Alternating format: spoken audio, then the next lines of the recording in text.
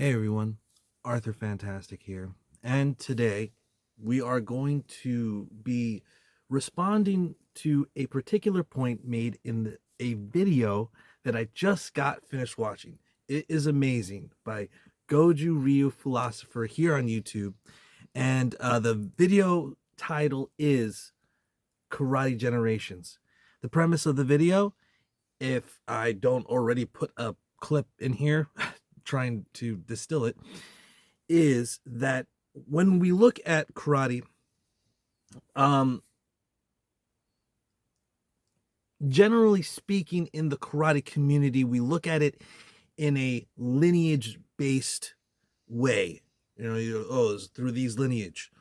But as Goju Ryu Philosopher asserts, there is a lot of multiple teacher training, and these branching trees become just so convoluted, it's hard to discuss. So he broke it into generations, which I think is a novel and interesting and maybe even more apt way of discussing the marching forward and progression of karate. Now, when we are discussing the generations, I'm in complete agreement. I'm like, wow, we should look at it like this. This is great. This is another way to look at things, at least another way to consider to look at things. And it is necessary to be introspective and reflect on the past and where we've come from, because you should never forget where you come from and understand where you're going. Like, it shouldn't be just this aimless walking of whatever, you know what I mean? This amorphous blob, kind of an issue that I've been discussing in my rule set series about BJJ. There's a lot of amorphous descriptive behavior in BJJ because it's so flexible, but that flexibility comes with its own pros and cons. It's not all pro. Going back to karate today and the issues that it's facing. Now, when we see the Olympic fights that have become a meme, have become a dishonor on the whole family of karate, it's easy to make karate a kind of a joke in some discussions. And I don't want that. I don't want that at all. And I'm going to come back to that point in a little bit. Now, though it had been growing for a while, a notable reaction broke through to mainstream awareness in Generation 6. Building on the growing recognition of Okinawan karate organizations and the Okinawan history of karate, this group argues that karate has lost effective technique and pedagogy. These karateka advocate for a return to what Dr. Hermann Bayer calls classic Okinawan karate jutsu, an authentic art of self-protection that is typified by Generation 1 or even earlier teachers. This call to self-defense, or more realistic, a more applicable fighting system that it can be applied, more with reasonable belief in that system, is becoming into question because of the McDojos, some of the archaic ways that some karate is practiced, and the unnecessary want to be exactly like this particular thing, like in so far that it becomes regressing things that we have may learned outside of karate, to the point where we have to look at these dances that our ancestors made and relearn what they knew,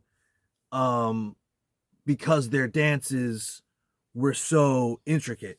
I think that starts. I don't want to make fun of anything in particular, and I say these things. It's a dance that we redo in order to relearn certain moves, which is totally fine.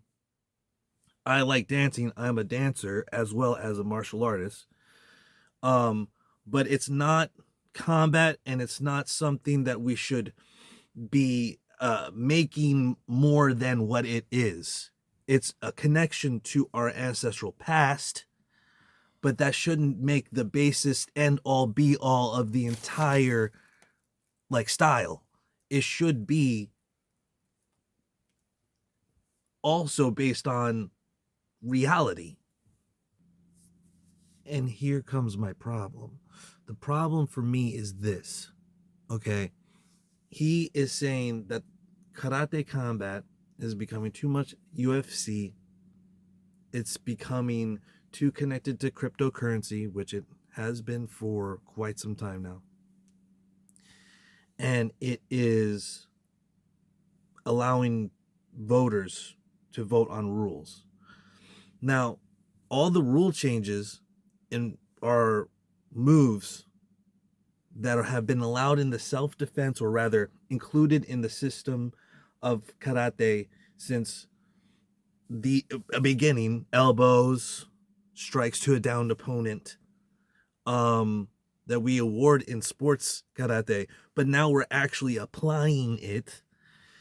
I don't understand what it is that people don't like, other than it not being aesthetically like what they see and imagine from years of programming of at karate tournaments with kata and and demonstration uh coordinated dances, which are totally cool and fine, because like I said, I like dances. I've literally talked about America's Best Dance Crew on this channel in a previous video. Check that one out. Anyway, that being said, it's just a dance, and people are now like kind of upset that when you apply martial arts karate in a live setting where there's live resistance, it does not look like what you would want it to look like in a traditional sports karate tournament.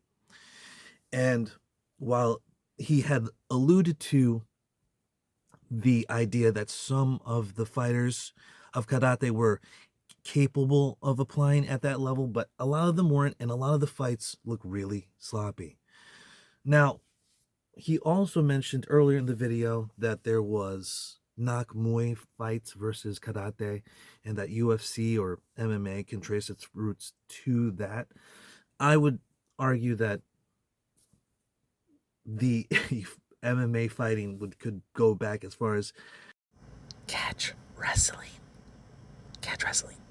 pancration or pancration, or even beyond that to the just general basis human nature that every culture has of human fighting, because that's what humans do, because they're a contentious species sometimes.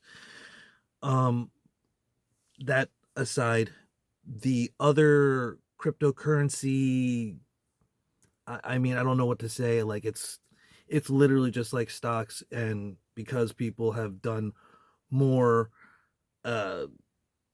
pump and dumps or whatever schemes or whatever things like that, they do that on and have done in the stock market, and they still kind of allow a lot of wild stuff. It's gambling, guys. It's just all gambling, and we try to dress it up just like we try to dress karate up with this air of, you know what I mean, but it's not. That may not fucking finish a person. And as a person who is fighting against a person that is striking them on the ground, you should be forced to actually stand yourself up. That's another rule we introduced in karate combat, and people voted. And you can easily vote yourself by involving yourself in karate combat. You've put yourself now in a pool of people who are actually interested in watch and support financially the process of karate combat and are karate fans and have an interest in karate. And now you've now put your voice among them to vote and build something that may be more agreeable to you.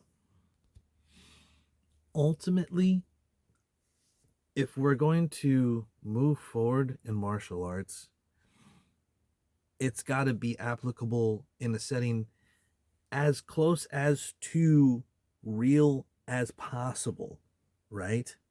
And the idea that, you know, these rule changes in some way are counter to karate spirit. Every single one has been argued from that standpoint. The people involved are reputable the karateka. That's not just Asim, I'm doing all the rules. GSP, Basrun, they're all involved in talking about the rules. And then the stakeholders or the coin holders get to vote on it. I mean, that's just typical procedure. If you want to be involved, you want to vote on it, involve yourself. Are you mad that people are involved with karate combat, with karate coins, voting on how the fighters fight? It seems a bit silly of a criticism. So when karate is actually applied in a real situation, it looks a lot like karate combat, and there has to be a little bit of groundwork there. That there's a little bit of newaza or there was a lot of joint locks and grappling in original jiu-jitsu, which bases is also contributes to the current lineages of karate or so they assert. It's not something that I see as some kind of ridiculous addition. It seems to be in the same place. Judo, karate, pretty parallel in their modern ascent, and grappling is basically judo, newaza with no gi. I don't know what else to say. I don't need to really defend it, but it's kind of silly that you're just saying it's because one FC has submission grappling. They're doing it. Submission grappling is on the rise, and they're trying to jump on that before everyone else does. And I think they're doing a good job. They have high level grapplers there, and they're also able to win coin and put coin on that if you like to play the game there. It's just this whole system that is totally like, I'll say the word novel again. I thought it was really nice to say it one time earlier and make it like that punctuation, but this is also novel. I like it. And I just don't see why it is losing its potential in Goju Ryu Philosopher's eyes, because those criticisms seem kind of shallow and no one's complaining about the fights. And if we're not creating fighters who are as athletic and as good as a retired Luke Rockhold or whoever it is that's fighting that's from the UFC, who create very high level athletes and therefore can compete at that level, then we should then focus on creating athletes that are at that level too. How do we do that? Well, they're going to have to be able to, if they want to be a prize fighter. I don't know if any karateka are trying to do that. There are some that are out there. Venom Page, Stephen Thompson, Lyoto Machida, who is flirting with having a fight with Luke Rockhold. If that aside, if we can get more karate athletes to that level who are able to fight more than just point sparring and touching and not being able to finish somebody on the ground in like a real situation, obviously, then what are we actually focusing on doing? Are we focusing on making a real full martial artist, or one that just plays a certain game that looks a certain way and plays a certain part with because of our preconceived notion of what karate should look like? Anyway, I'll leave that to you. Thank you guys for watching all the way through. Like, comment, subscribe if you like this material. Arthur Fantastic here. As I always say, stay up, stay vigilant, stay locked and loaded, stay brutal. Shalom, shalom. Peace. And